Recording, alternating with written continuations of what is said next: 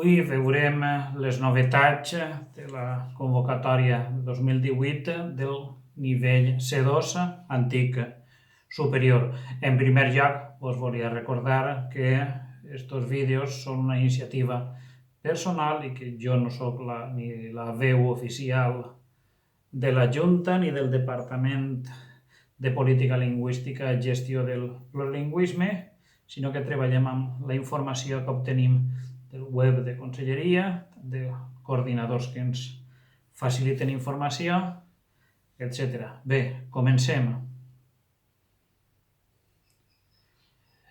Comencem primer per les novetats més evidents que comparteixen el C2 amb el C1, que és que no hi ha comprensió oral, l'apartat, recordeu que en anglès, en l'Escola Oficial d'Idiomes, listening, una cosa semblant, no hi ha l'audició, de la qual hem de treure una audició de programa de ràdio, coses d'una cançó que hem d'omplir buits.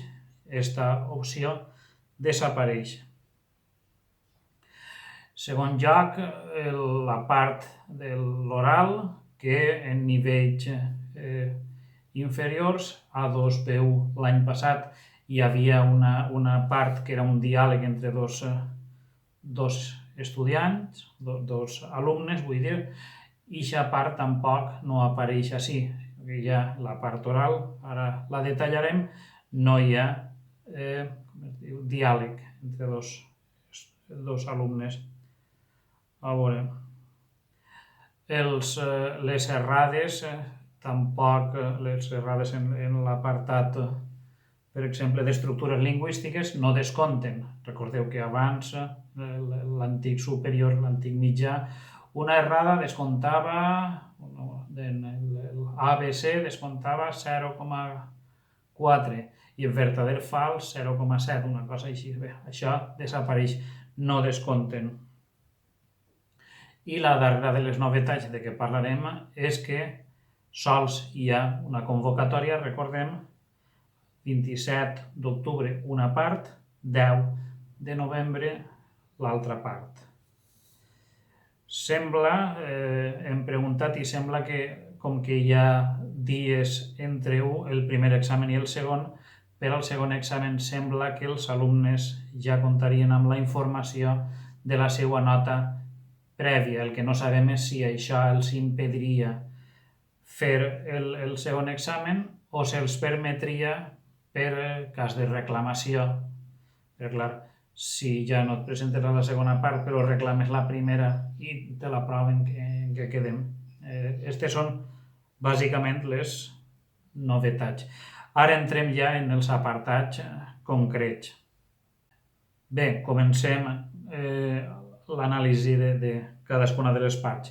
Com que no hi ha apartat de comprensió oral, comencem directament amb la comprensió escrita. Comprensió escrita, 10%, 15 minuts, així consta en la guia que ha publicat la Junta Qualificadora. Una activitat, sembla que amb un text, amb 5 preguntes d'opció múltiple A, B i C. Llegirem un text i després hi haurà unes preguntetes de comprensió sobre allò que hem llegit. És una prova com la resta eliminatòria i hem de treure un mínim de 50 punts. L'apartat següent, estructures lingüístiques, que nosaltres diem que és la més semblant al model anterior d'examen, 2 preguntes, 1 hora de duració, 20% de l'examen, 2 activitats amb 20 preguntes cadascuna de resposta múltiple A, B i C. Segurament una serà del lèxic, l'ortografia, l'altra morfosintaxi, no ho sé, està per delimitar, però són 2 activitats. També hem de treure en el conjunt un mínim de 50 punts. Això seria la primera part del dia 27, hi hauria després una pausa I després, el mateix dia, 27, hi hauria la tercera part que anomenen expressió i interacció escrita.